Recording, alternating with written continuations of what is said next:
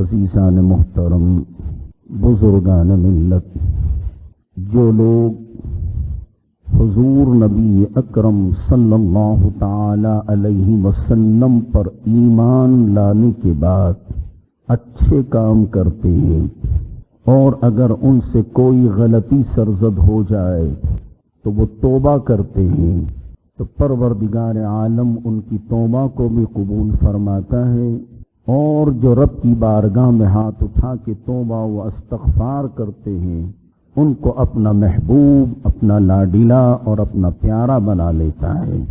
اور یہ جن کا تذکرہ آپ حضرات سن رہے ہیں یہ حضرت علی کرم اللہ تعالی وجہ الکریم ہے، جنہوں نے ایمان لانے کے بعد اچھے ہی کام کیے۔ کوئی ایسا کام آپ سے سرزد نہیں ہوا جس سے اللہ اور اللہ کے پیارے حبیب صلی اللہ علیہ وسلم ناراض ہوں، بلکہ ہر لمحہ ہر ساعت ان سے جو کچھ کام صادر ہوتے تھے وہ رضائے مولا کے لیے ہوتے تھے۔ تو ایک مرتبہ حضرت علی کرم اللہ تعالی وجہ الکریم کی زرہ گم ہو گئی۔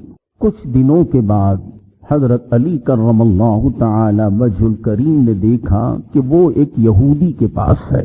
آپ نے اس سے کہا کہ یہ تو میری زرہ ہے، تیرے پاس کہاں سے آ گئی؟ اس نے انکار کیا۔ آپ نے پھر کہا کہ یہ میری ہے۔ کہا کہ اگر یہ آپ کی ہے تو جاؤ عدالت میں گواہ پیش کرو، اگر گواہ مل جائیں یا منصف یہ کہہ دے کہ یہ آپ کی ہے تو میں آپ کو دے دوں۔ حضرت علی کرم اللہ تعالی وجہ الکریم، چونکہ آپ خلیفہ ہیں، آپ ہی کا زمانہ ہے، خلیفہ وقت سے یہودی انکار کر رہا ہے اور کہہ رہا ہے کہ جاؤ عدالت کا دروازہ کھٹکھٹاؤ۔ اس وقت حضرت قاضی شریح رضی اللہ تعالی عنہ، جو حضرت فاروق اعظم رضی اللہ تعالی عنہ کے دور سے آپ اسی مسند پر جلوہ افروز تھے، مدعا اور مدعا علیہ دونوں حاضر ہوئے۔ حضرت علی کرم اللہ تعالی وجہ الکریم نے دعویٰ کیا کہ یہ زرہ میری ہے۔ یہودی سے دریافت کیا گیا، اس نے کہا کہ یہ میری ہے۔ حضرت علی کرم اللہ تعالی وجہ الکریم کو حضرت قاضی شریح جانتے تھے کہ مولا کائنات ہیں، یہ کبھی جھوٹ نہیں بول سکتے، مگر انصاف کا معاملہ ہے، عدل و انصاف کی بات ہے۔ کہا کہ اے علی مرتضیٰ کرم اللہ تعالی وجہ الکریم، اگر یہ زرہ آپ کی ہے تو آپ گواہ پیش کیجئے۔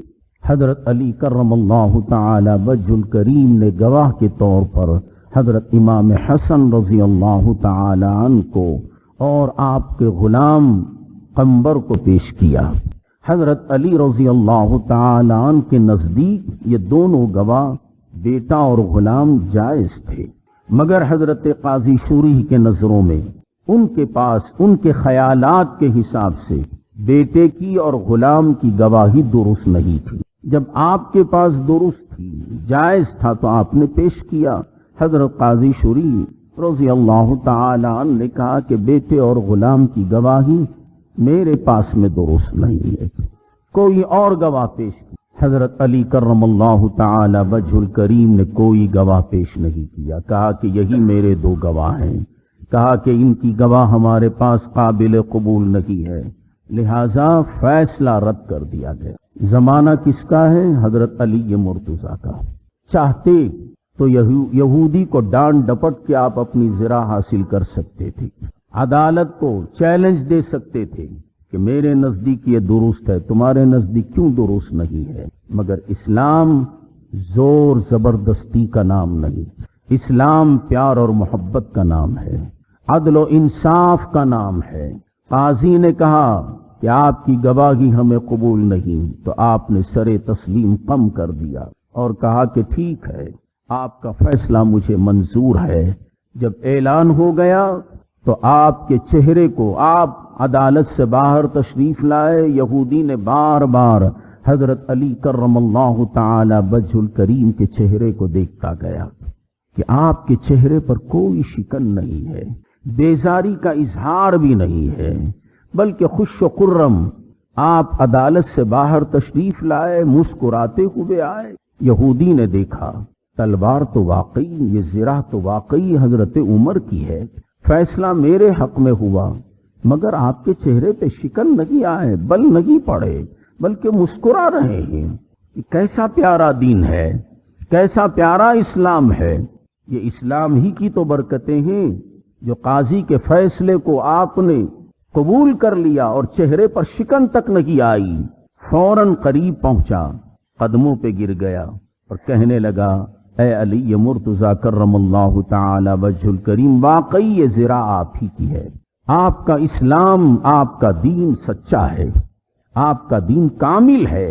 میں نے آپ کے چہرے کو عدالت سے باہر آ کے پڑھتا رہا، بار بار آپ کے چہرے کو دیکھتا رہا، مگر آپ کے چہرے نے مجھے، میرے دل کو جیت لیا۔ میں نے آپ کی تلوار پر قبضہ کر لیا اور آپ کے چہرے نے میرے دل پر قبضہ کر لیا اور مجھے مجبور کر دیا آپ کے دین کو قبول کرنے پر۔ کہا اشہد ان لا الہ الا اللہ و اشہد ان محمدا عبدہ ورسولہ، پڑھا، داخل اسلام ہو گیا۔ یہ وہ لوگ ہیں جو حضور نبی اکرم صلی اللہ علیہ وسلم کی صحبت و رفاقت میں رہ کر جنہوں نے عدل و انصاف کا سبق سیکھا، اور اللہ کے رسول صلی اللہ علیہ وسلم کی صحبت میں رہ کر اللہ تعالی کی معرفت ایسی حاصل کر لی کہ ہر لمحہ، ہر ساعت وہ یاد الہی میں مصروف رہتے تھے۔ ان کا ہر عمل اللہ کے لیے ہوا کرتا تھا۔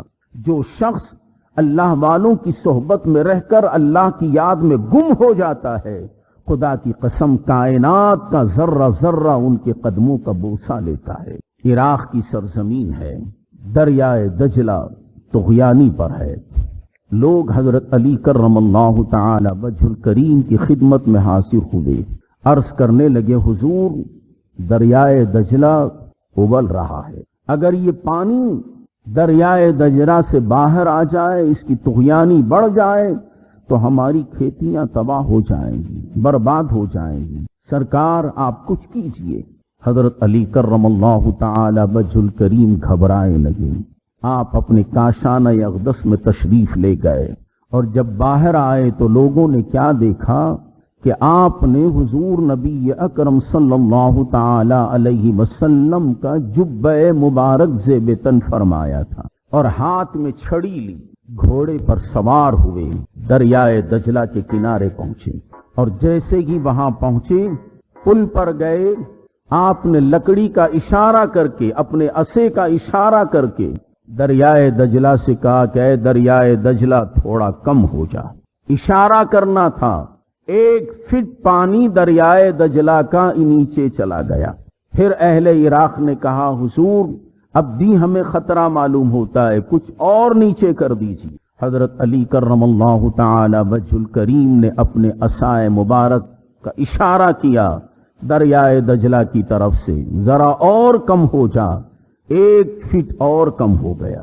پھر اہل عراق نے کہا، حضور اور کچھ کم، 3 فٹ پانی دریائے دجلہ کا عصے کے اشارے سے میرے علی نے دریائے دجلہ میں کم کر دیا۔ اہل عراق خوش ہو گئے، کہا کہ اب ہمیں کوئی فکر نہیں ہے، اب ہم مطمئن ہو گئے۔ معلوم ہوا اس سے کہ جو اللہ کی یاد میں فنا ہو جاتے، وہ اللہ والے رب سے جو کچھ مانگتے ہیں اللہ تعالیٰ ان کو عطا فرماتا ہے، جیسا کہ حدیث قدسی ہے، لَإِن سَأَلَنِي لَأُوتِيَنَّهُ۔ یہ اللہ کے محبوب بندے، اللہ کے لاڈلے بندے جو صبح و شام ذکر و اذکار میں لگے رہتے ہیں اور اپنے جسم کو اللہ کی یاد میں مشغول کر لیتے ہیں اور جن کی ہر سانس یاد الہی میں گزرتی ہے، وہ بندہ جب ہاتھ اٹھا کے اللہ سے کچھ مانگتا ہے تو اللہ تعالی یقیناً اس کو عطا کرتا ہے۔ آپ نے شروع رمضان سے لے کر اب تک 2 عشرے گزر گئے رحمت کا، مغفرتوں کا۔ میں تو یہ سمجھتا ہوں کہ ہر مومن بندہ روزہ رکھ کر صبح و شام اللہ ہی کو پکارتا رہا۔ جب اللہ کو پکارتا رہا تو اللہ کو پکارنے کی عادت پیدا ہو گئی۔ اب اسی عادت کو قائم رکھیے اور اس آخری عشرے میں ہر رات گلی کوچوں کو چھوڑ کر، بازاروں کو چھوڑ کر اپنے بستر کو بھی چھوڑ کر بستر پر ہی بیٹھ کر اللہ اللہ اللہ اللہ کیجئے اور دل سے پکاریے، مولا مجھے فلاں چیز کی ضرورت ہے، مجھے فلاں چیز کی ضرورت ہے، مجھے فلاں چیز کی ضرورت ہے۔ مولا تو پکار ہی رہا ہے، مانگو مجھ سے کیا مانگنا چاہتے ہو؟ زبان پر اللہ اللہ پکارتے رہو، دل سے اپنی تمنائیں رب کی بارگاہ میں پیش کرتے رہو، یقیناً اللہ تعالی اس بندے کی دعا کو قبول فرما لیتا ہے جو بندہ مولا کو راضی کرنے میں لگا ہوا ہے۔ جیسے حضرت علی کرم اللہ تعالی وجہ الکریم کی ہر بات کو مولا مانتا تھا، اور پروردگار عالم خود ارشاد فرماتا ہے، وہ میرے بندے جو مجھے صبح و شام پکارتے ہیں میں ہر ان کی تمنا کو خواہش کو پورا کرتا ہوں۔ لَإِن سَأَلَنِي لَأُوتِيَنَّهُ، وہ مانگے میں عطا کرتا ہوں۔ میں دعا کرتا ہوں کہ اللہ تعالی ان مبارک و مقدس ایام میں رب کی بارگاہ میں بس اتنا مانگیں کہ مولا ہم کو گناہوں سے آزاد کر دے، جہنم سے آزاد کر دے، مولا تو ہم سے راضی ہو جا، بس اس کے علاوہ ہمیں کچھ نہیں چاہیے۔ تو اگر راضی ہو گیا تو اس سے بڑھ کر اور کوئی نعمت ہمیں نہیں چاہیے۔ ربنا تقبل منا انک انت السمیع العلیم وتب علینا انک انت التواب الرحیم برحمتک یا